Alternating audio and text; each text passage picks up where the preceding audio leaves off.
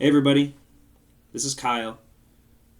I just decided to do this for, keeping up with family and just kind of keeping a record of myself, trying to get myself out there a little bit. I don't expect this to go anywhere, but who cares, right? It's life. Nobody's really paying attention as much as you pay attention to yourself.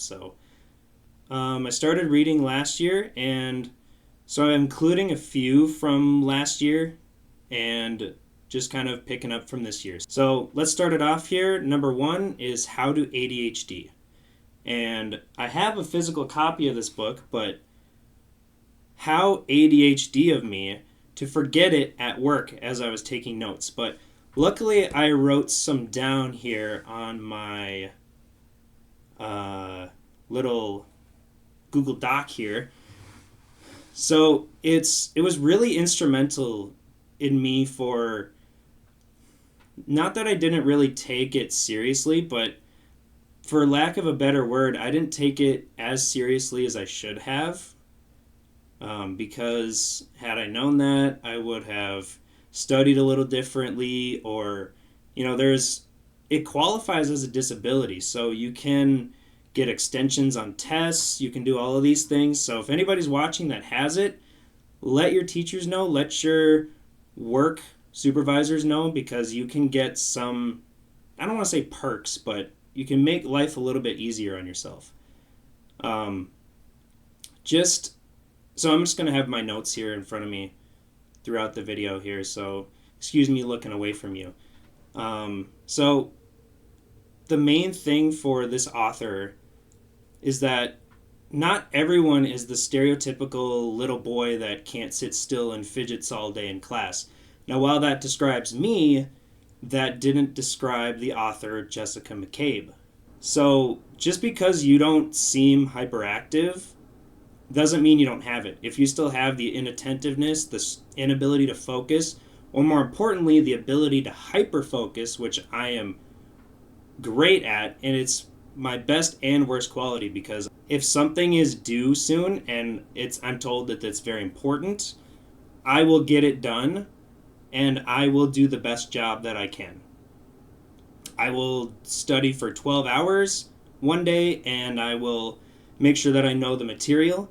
However, it also comes as a double-edged sword, because, like, for me, I could hyperfocus on a video game for 3 hours and just lose that time. Or I'll think about what I'm going to write for this YouTube video and forget that everyone else exists.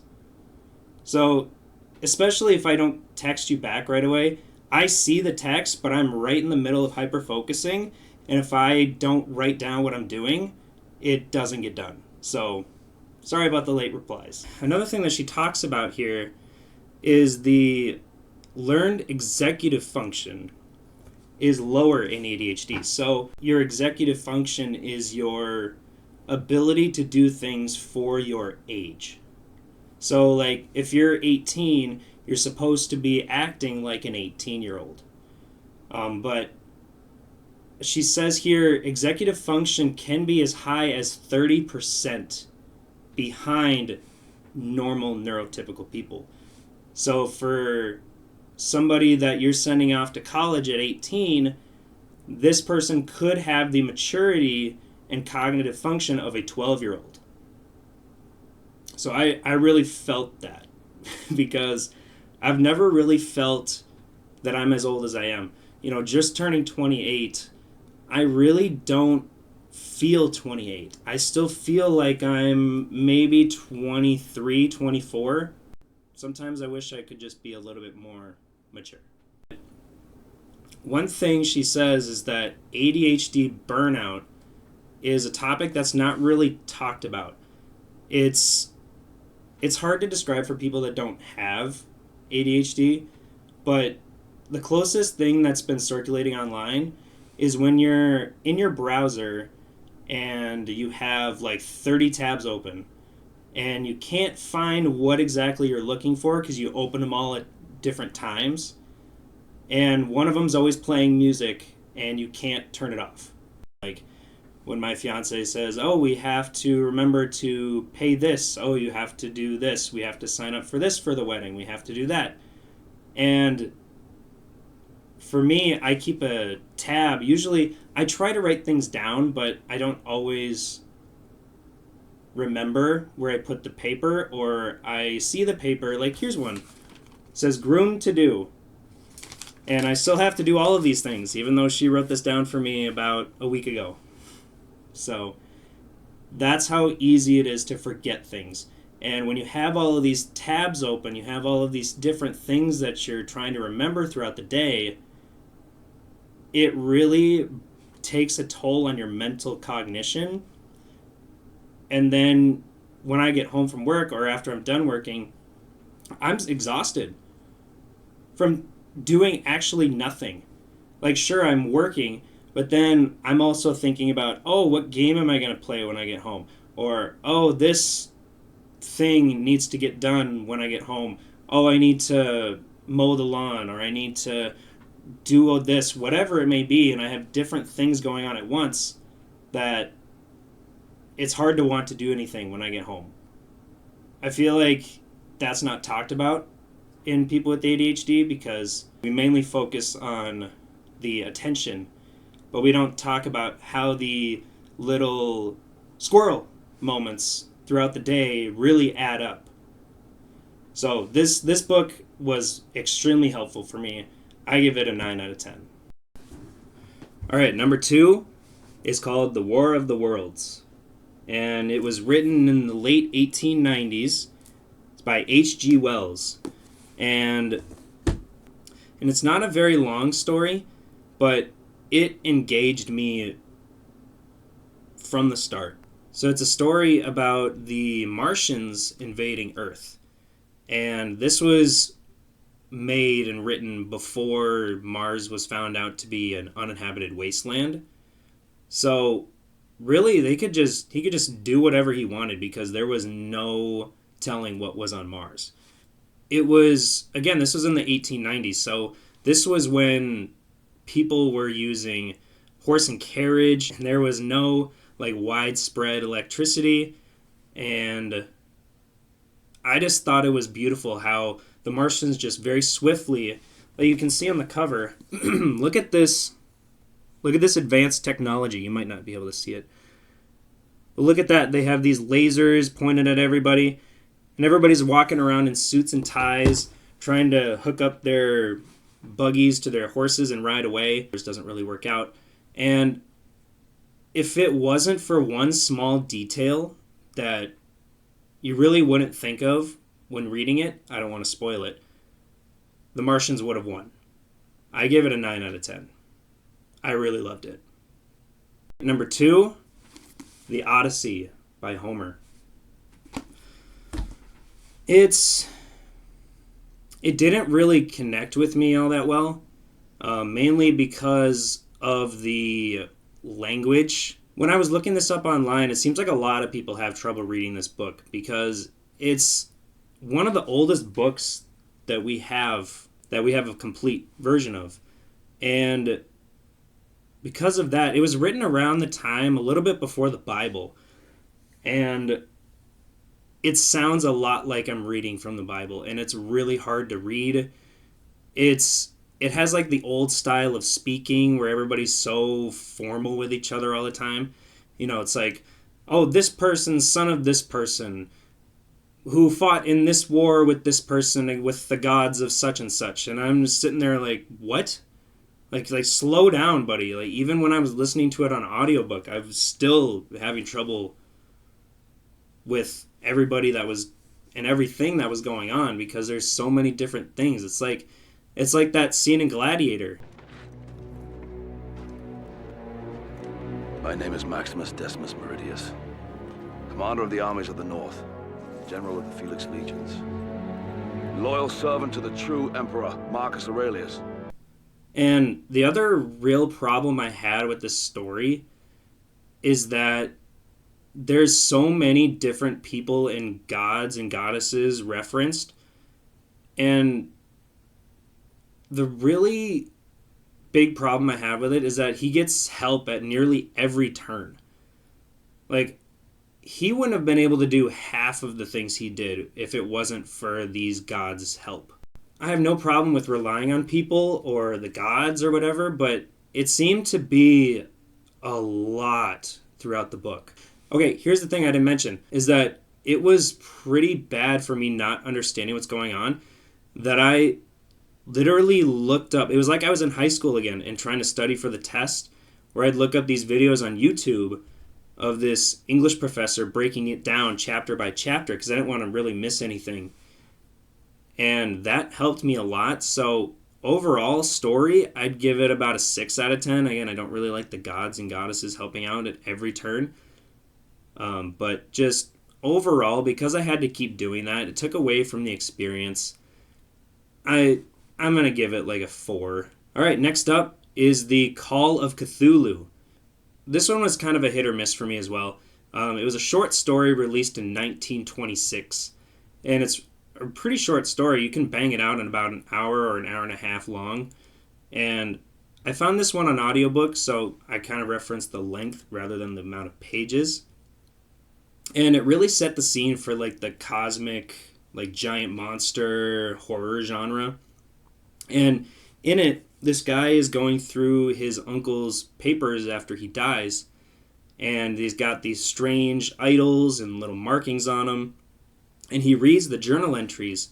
And it's all starts with these different people around the world that are having these strange dreams and nightmares and hallucinations of this great big figure named Cthulhu. And if you don't know what Cthulhu looks like, just look at this picture here. And it keeps coming back to these same like descriptions. They're like, oh, it's in a weird geometry where not everything is perpendicular. Like you see a doorway, but you have to go through it upside down. I don't know. It's just a bunch of weird stuff. Like the buildup is good, but there's really nothing that happens in the climax. I kind of expected it to pay out a little bit more than it did. So I give it a 5.5 or 6. I don't know. It really depends on the mood I'm in. All right, up next, Animal Farm. This is one of my favorites of the year. It's a novella written in the 40s by George Orwell, and it's about these animals on a farm. You know, it's a normal farm. It's run by humans, and one day they decide to overthrow it. And it starts out pretty nice as a democracy, with every animal getting a vote, but eventually slowly changes to an oligarchy with the pigs in charge, and then evolves into a dictatorship when one of the pigs named Napoleon kind of does a little takeover by himself. Which, quick side note, if you didn't know, pigs are actually very intelligent.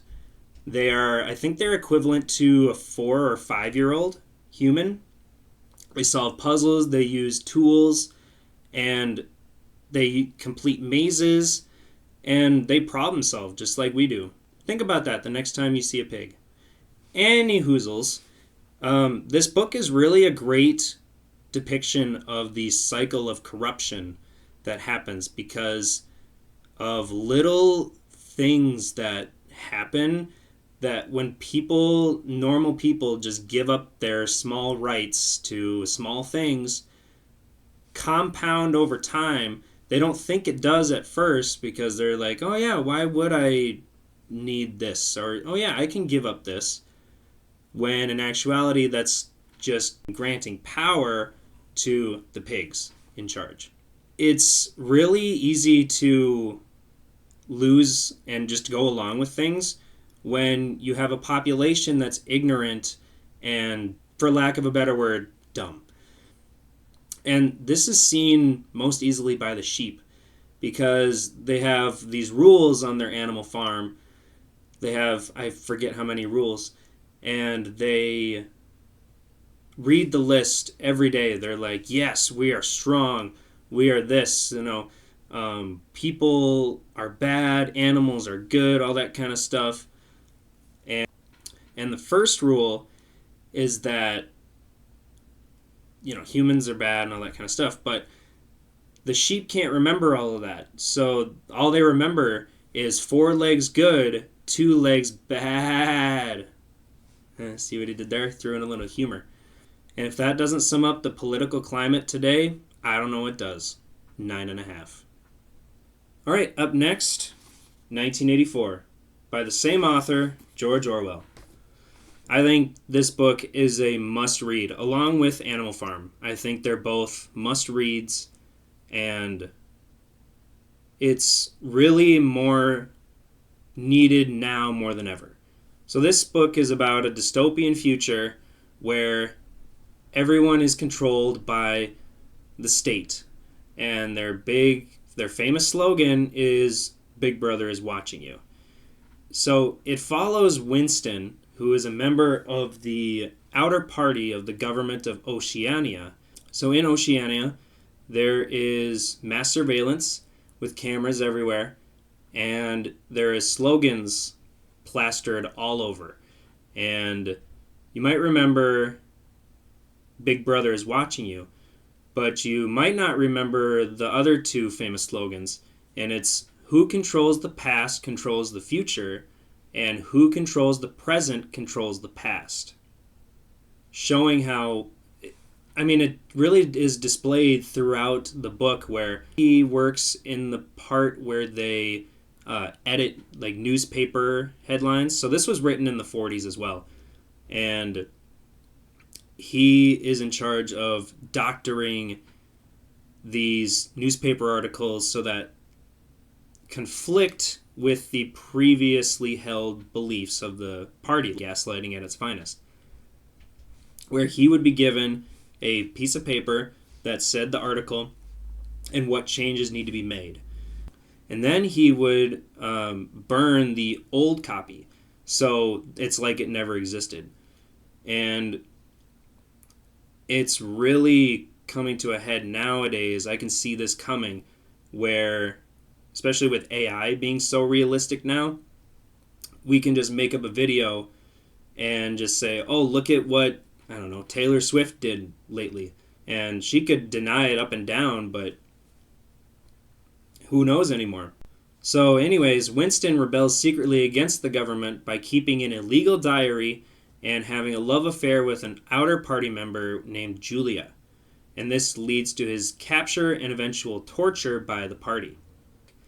I think it was a little bit bloated there in the middle, but otherwise, again, I think that everyone should read this and Animal Farm at least once in their life. 9 out of 10.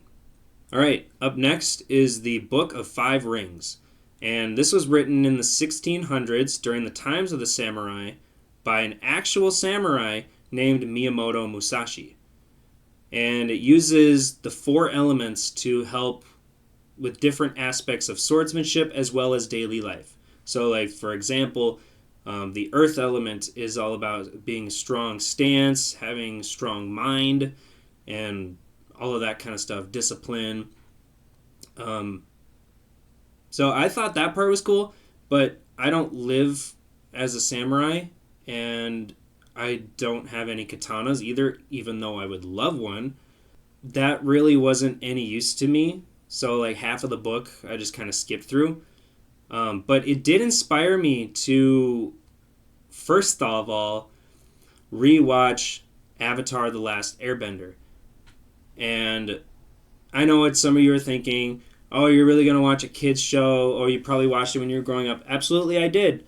And it still holds up. It's absolutely wonderfully well written. It is a masterpiece of a show. There is like one episode that I could do without, but otherwise, every episode is necessary. Every episode is unique and builds up the story and the characters and the plot. It's wonderful. And that in turn inspired me to do different martial arts in according with different elements as well. So, for example, Mondays, nobody wants to do anything on Mondays, but I figured that, Monday is the start of the week, the work week anyway, and you want to start it off with a good impression. You want to start it off with a bang. So I assigned that fire. And for me, I thought Muay Thai exemplified fire element perfectly. And if you don't know what Muay Thai is, I'll show a quick video of it. It's essentially just Thai kickboxing. Tuesdays, I thought, hey, you still need to be strong. Let's do an Earth Day for that one. And I assigned that to wrestling because you need to be strong. You don't want anybody to overpower you in wrestling. You need to have top position. I think everybody knows what wrestling is. Not that wrestling, not like John Cena or Macho Man Randy Savage. Oh, yeah. But the actual like high school and college wrestling. Then we get to Wednesday, and I thought that, why not have a Water Wednesday? When you think of water, you think of passivity, you think of learning to weave in and out of your obstacles, learning to more of a chess mindset than a checkers mindset. And so I thought of Brazilian Jiu-Jitsu. And it's when you want to use your opponent's force against them. Oh, and also Judo. Judo is mainly throws, but they do have a little bit of ground game. And then Jiu-Jitsu is pretty much the direct opposite of wrestling. They don't mind if you're on the bottom, because there are submissions you can do from the bottom. You can use your opponent's leverage against them and set up chokes, joint locks, any of that kind of stuff from what your opponent does. So Thursday, after that short rest day, you want to get heavier into it again. So I chose boxing, and it's a fire day. So again, it's a lot like Muay Thai, and it's a perfect follow-up for the leg heavy driven wrestling and jiu-jitsu. And then Friday is a little bit slower of a day because it's Friday, it's the end of the week. Everybody's kind of just taking a knee, running out the clock. So I chose that to be air, and I thought the perfect representation of that is my childhood martial art, karate. Where you're doing all of these different cool kicks and flips and twists, and very, very air element focused. Anyways, that was a long segue. I really enjoyed this book, but I did not enjoy the samurai portions, so for that, I have to give it a 6 out of 10. But that segues nicely into my next book, Eastern Body and Western Mind. This was my favorite nonfiction book, self-help book, whatever you want to say, of the year. I think everybody should read this book. It's very much driven by the chakra system. So the chakra system is basically a series of energy pools that sit alongside your spine, and they can go in and out of alignment or balance or whatever you want to say. Now, do I think that there are energy pools in the body exactly in these spots? No. But I do think that these are very important therapeutic topics that everyone needs to work through in order to become the best version of themselves.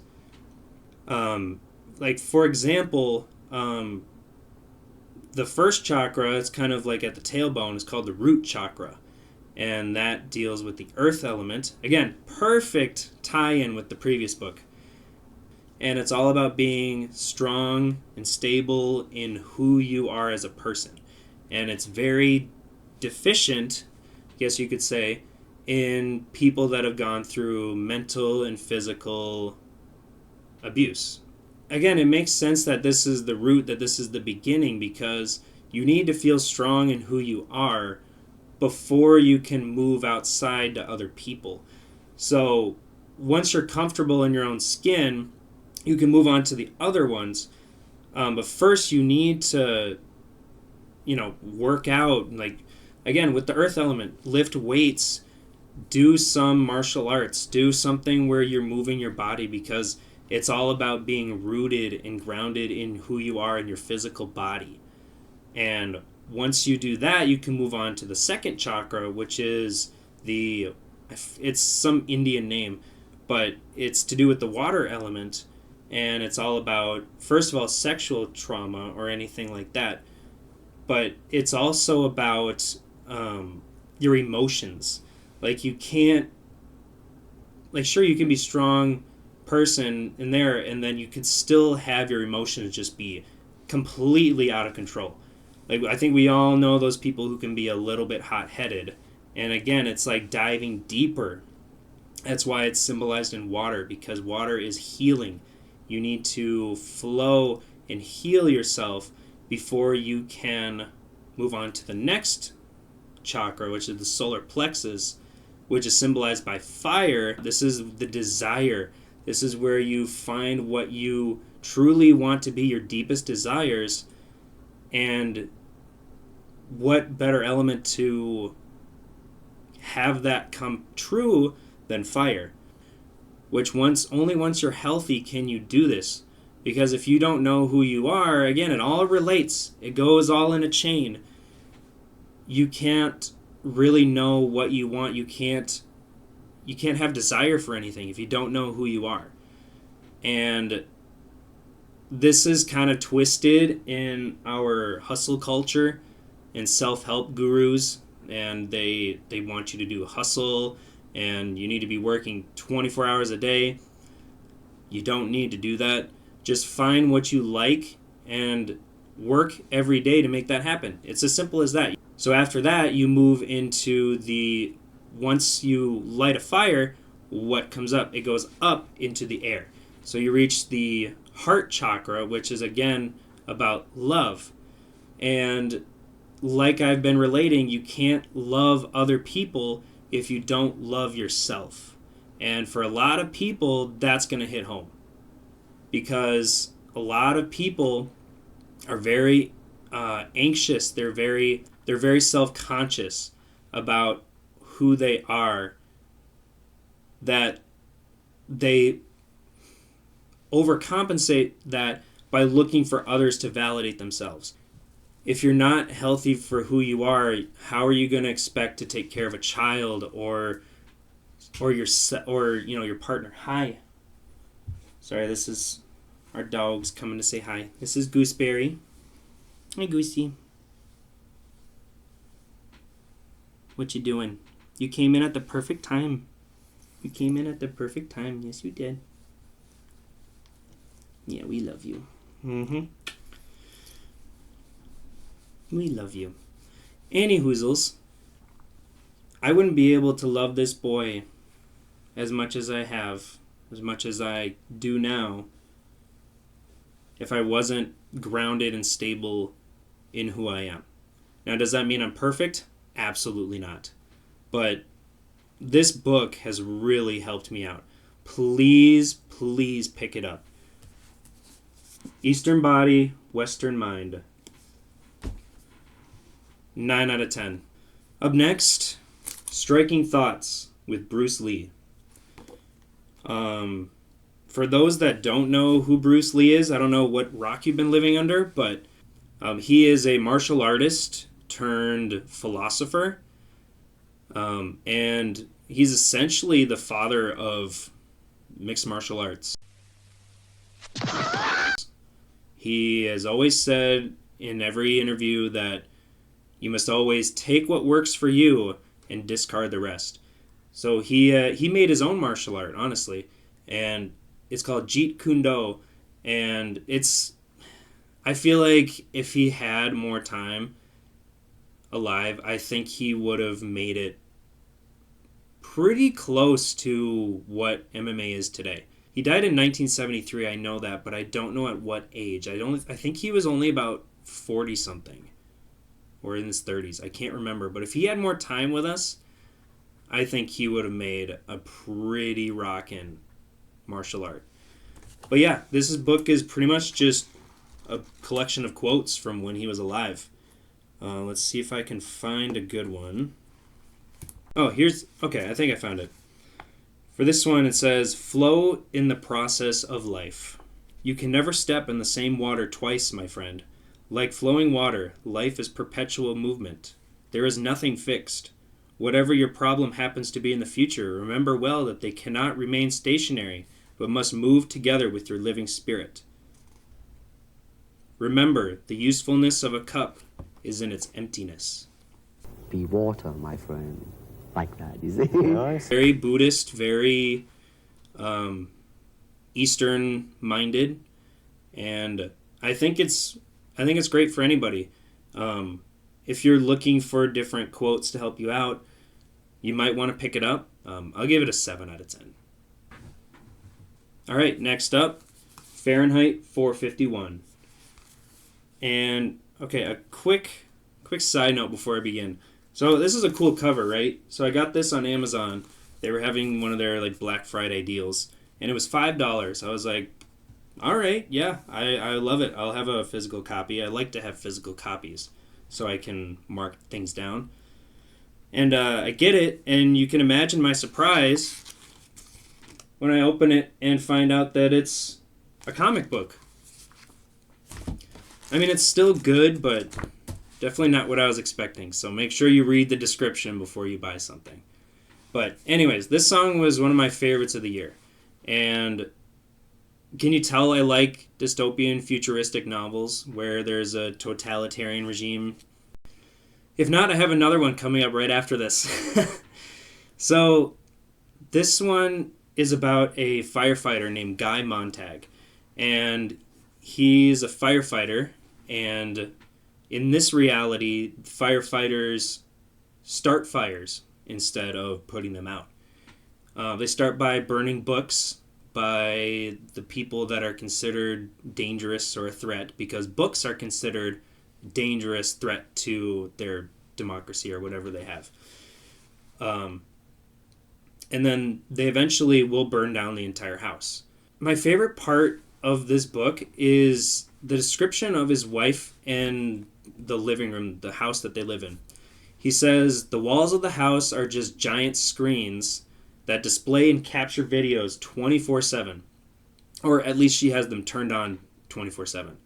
And despite being distracted by 3 walls of her house, she wants a 4th wall installed so she can have constant distraction and the latest and greatest news from all of her TV programs that she's watching.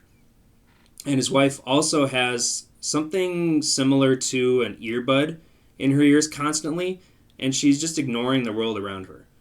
Despite this being written in 1953, this really describes our world today. He really hits the nail on the head about the distracted nature of our current society, and really about going against the norm and thinking for yourself, which isn't very common nowadays. This book is also one of the inspiring quotes that made me make this video. There's a line about everyone having a purpose. It says, "Everyone must leave something behind when he dies," my grandfather said. "A child or a book or a painting or a house or a wall built or a pair of shoes made or a garden planted. Something your hand touched some way so your soul has somewhere to go when you die. And when people look at that tree or flower you planted, you're there." "It doesn't matter what you do," he said, "so long as you change something from the way it was before you touched it into something that's like you after you take your hands away. The difference between the man who just cuts lawn and a real gardener is in the touch," he said. "The lawn cutter might as well just not have been there at all. The gardener will be there a lifetime." Yeah, that blew me away. When I first heard that, I sat back in my chair, I paused the audiobook, and I just sat there and thought about that for a good half an hour to an hour. This book hit me, and hit me hard. And I recommend that everybody read it. It's a fantastic book. 9.5 out of 10. All right, up next, yet another dystopian futuristic novel. And it's written in 1940 by Swedish novelist Karen Boye about a scientist who discovers a truth serum. What could go wrong? Naturally, this attracts attention from the authoritarian government, and they start using it on subjects to find out hidden spies and different networks and all that kind of stuff. And at first, He starts off, he's like, yeah, I'm the greatest. I am gonna be given so much fame and fortune. I'm really excited for our government. This is gonna be great. This is how we take over the world and unite everyone and all that kind of stuff. And then he sees someone close to him get interrogated, and he sees what effects this has on normal people, and he kind of wants to take it back, but sorry buddy, too late, can't do that now. It was a little slow for my liking, but the ending was pretty good. I'll give it about a 7 out of 10. Alright, next up is Big Panda and Tiny Dragon by James Norbury. Excuse me. I came across this one while and I was looking for shorter novellas, and I came across this one. Now they're not like novellas or anything. They're not like really books. They're children's books, and I still thought they were great. They got, again, some more Buddhism layered throughout. You followed through the 4 seasons, and there's something good in every season. I think I would like to read you a quote from each section. Okay, so first we start off in spring, and he says, "Sometimes I think I'm not good enough," said Tiny Dragon. "A cherry tree doesn't compare itself to other trees," said Big Panda.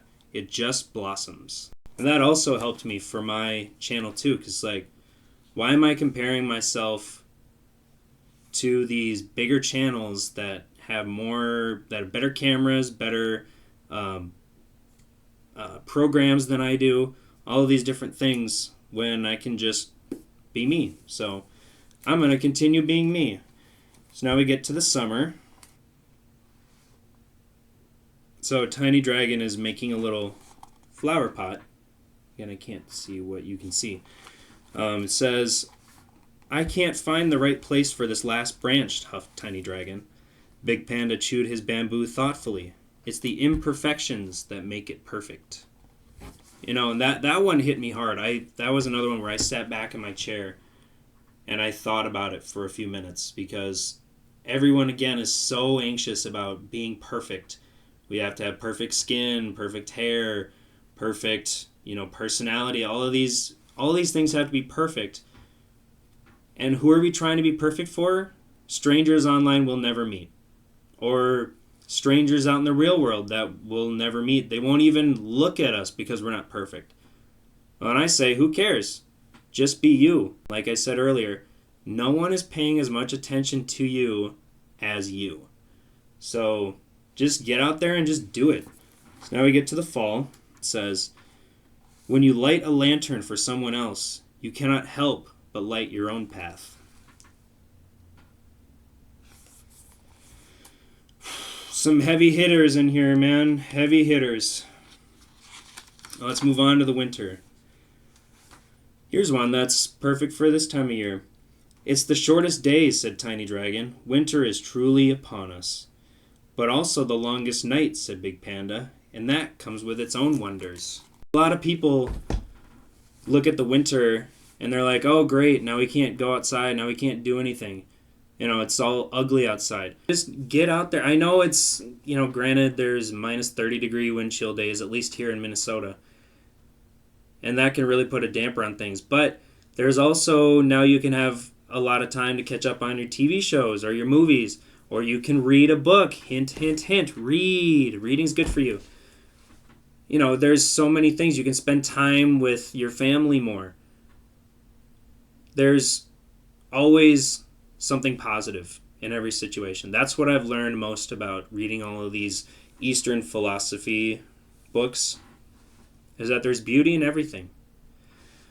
And you know what? That'll lead us nicely into the sequel, The Journey. So this was the one I actually read first because, again, I found this on YouTube, and it was like a 40-minute read, and I was like, all right, let's try it. I've heard of Big Panda and Tiny Dragon, and it said The Journey. So I thought that was the only one. I didn't realize there was a first one. So I think this one's even better than the other one. But in it, they go on a journey. Surprise, surprise. And they eventually get, have bad things happen to them, as everyone does, and they are trying to find like a new home or something like that, and then they end up being washed on out into sea. And Tiny Dragon brought along his tea set from his grandfather, which is his most prized possession, and that falls into the ocean, and he gets like really sad and depressed about it. And there's a few things that stand out in this book, but that one comes up. All right, here we go. So here they are. They're lost at sea on a raft. And it says, "This is not where we would choose to be," said Big Panda, "but it is where we are. And if you try to forget about what has happened just for a moment and look around, you might see that this is one of the most beautiful moments we have ever experienced." So again, even in the bad times, you can always find something good. So here's one. So again, he loses his tea set. And then after all of this stuff happens, they go into this, they find this temple, abandoned temple, and they make it their home. And there happens to be like a tea set there. And it's a little bit decrepit and old and, worn down. And he says, "I feel a bit like this cup," said Tiny Dragon. "I've been through a tough time and I feel like I've been damaged. But these little cracks," he said, holding the cup up to the moon, "are what let the light shine through." Mic drop. It's a wonderful children's book. It's for everyone, not just children. Try it out. Just give it a listen. I really liked The Journey more because it was more of a cohesive story instead of the original, which was kind of just like, yeah, they were going through the different seasons, but there wasn't a coherent storyline. Like the different things that I read off to you, there weren't really any like storyline going on. So yeah, I give the original about a 7, and I give The Journey about a 9. Alright, next up, and the most recent book I've read is called Watership Down. It's a novel written in 1972 by Richard Adams, also his debut novel. So he would tell these short stories about bunnies and their different adventures to his daughters when they were on long car rides. And they eventually told him to just make them all into one cohesive story. And so that's what he did. And that's also where the cuteness ends for this one. Because I found this one on Facebook and Instagram because of not of any books recommendations or anything like you might think, but it's actually for like a dark and disturbing animated kids movies. And so I watched it, and it was weird to say the least. It was a lot of violence and blood and a lot of just like trippy, weird out things that you wouldn't expect for a kids movie. And you think of other movies around that time like The Jungle Book and Robin Hood. They had some like violence and adventuring, but just put all your conceived notions about cutesy rabbits and stuff like that out the window, because this is out there. So I was confused when I first saw it. I was like, it was hard to tell what was happening. And so I, looked it up on YouTube, as people do. And somebody said it was a book first, and that they kind of changed a few things, especially like the character development of some of the rabbits. So I was like, all right, you know what? I'm going to try actually going through it and reading it. So I looked on YouTube, and there was like a 4-hour radio version of it. And so I listened to that, not knowing that it was an actual like full-length novel. It was way easier to follow than the movie, and if you like listening to audiobooks, check it out. Any Hoozles, it's about a group of rabbits living in a burrow when one of the smaller outcast rabbits named Fiver has a vision of death and blood and destruction. Sounds lovely, right? We're off to a great start. And so naturally, everyone thinks he's crazy, except for his brother Hazel, who has noticed that Fiver is right every single time he's had one of these. So he rounds up a group that actually listen, and they run away. Which, by the way, we find out later from one of the rabbits that stayed and eventually escaped was that it was being bulldozed by humans, likely for development. Some crazy stuff happens, a lot of blood, a lot of fighting, running away, and they finally reach a new home with sprawling, rolling hills called Watership Down. And this has nothing wrong with it, and they live happily ever after. Except they don't, because they come to the realization they're all males. So in order to have any prospering village, they're going to have to go and get some does. So that's what they do. They find a warren and they go and steal them. This makes them sound like the bad guys. However, they approached them a little bit earlier and had said, hey, do you have any to spare? And they're like, yeah, we do. But they're not going with you. You're staying with us. And they kind of forced them to stay. And it's like a military dictatorship with this one guy at the top who's like this just beefcake of a rabbit. And they go and they do a massive breakout, all that kind of stuff. They get their does, some more blood and guts happens, and they prove victorious. But through all of that, it's shows a lot of what animals have to go through in the wild. And that's what the author was trying to convey, because he was a big animal rights activist, and he didn't want to pull any punches, and my God, did he not. Especially for, a children's book. And there's a lot of fighting and all that kind of stuff. Did I mention that already? Because there's a lot of it. But it's a great tale of friendship, survival, perseverance, and building a family from nothing. I give it about an 8 out of 10. And not to leave things on a sour note, so let's move on to a positive one. Speaking of more books for kids, Where the Sidewalk Ends, a certified hood classic by Shel Silverstein. Now, again, you might just think, why are you reading these kids' books, dude? Is there a problem with you? I know you said ADHD people are less mature and stuff, but I didn't think you were that immature. Good one. But no, this is a fantastic book of poems, and I kind of hate how poetry and all that kind of stuff is kind of deemed for kids, and nobody will want to read it unless they're look down on you if you don't read any sophisticated poetry. Bro, this is sophisticated poetry. Now, granted, some of these are for sure for children.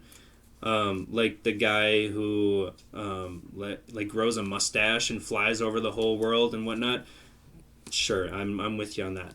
But there are some in here that are actually thought-provoking and I think should be read by adults everywhere. I'm going to pick one out for you. I'm going to pick a few out because this is actually pretty good. Let's start with here. Enter this deserted house, but please walk softly as you do. Frogs dwell here and crickets too. Ain't no ceiling, only blue. Jays dwell here and sunbeams too. Floors are flowers, take a few. Ferns grow here and daisies too. Whoosh, swoosh, to-wit, to-woo. Bats dwell here and hoot owls too. Ha ha ha, hee hee, ho ho. Gnomes dwell here and goblins too. And my child, I thought you knew. I dwell here, and so do you. For me, that's about lost innocence, lost childhood. Because I feel like a lot of people are kids at heart, but they've kind of forgot how to have fun, and they've just been in this continuous rat race their whole life where they don't know anything else. They can't relax because all they do is think about, going back to work on Monday. They're stressed at work. They're stressed about bills. They're stressed about not making enough money with all this inflation that's going on. And the economy is just being absolute garbage lately. And nobody just sits back and just thinks to read some damn poetry. And it's kind of sad how, again, when was the last time that you saw some kids climbing a tree? I just feel like the whole world is just like lost its like childhood fantasies, and that's kind of sad. You know, nobody knows how to have fun anymore. So yeah, anyways, let's go on to another one. Poor Angus. Oh, what do you do, poor Angus, when hunger makes you cry? I'll fix myself an omelette, sir, of fluffy clouds and sky. Oh, what do you do, poor Angus, when winds blow down the hills? I sew myself a warm cloak, sir, of hope and daffodils. Oh, who do you love, poor Angus, when Catherine's left the moor? Ah, then, sir, is the only time I feel I'm truly poor. You have your family, you have your friends. That's really what makes life life, man. Like, it's not all about the glitter and the glam. And that'll lead us nicely home with where the sidewalk ends. There is a place where the sidewalk ends, and before the street begins. And there the grass grows soft and white, and there the sun burns crimson bright, And there the moonbird rests from his flight, to cool in the peppermint wind. And let us leave this place where the smoke blows black, and the dark streets winds and bends. Past the pits where the asphalt flowers grow, we shall walk with a walk that is measured and slow, and watch where the chalk-white arrows go, to the place where the sidewalk ends. Yes, we'll walk with a walk that's measured and slow, and we'll go where the chalk-white arrows go, for the children they mark, and the children they know, the place where the sidewalk ends. Everyone, I think you need to embrace your inner child. Now, granted, don't neglect your responsibilities, but you have to remember that, I think I read somewhere that your entire makeup of a person is done by the time you're about 3 to 5. And that doesn't mean you can't change, but there's a little child in you that wants to go play on the swing set. You need to find something that gives you that childlike wonder. Continue to learn, continue to read, and most of all, continue to inspire yourself to be the best person you can be. Thanks everyone for watching, and we'll see you next time.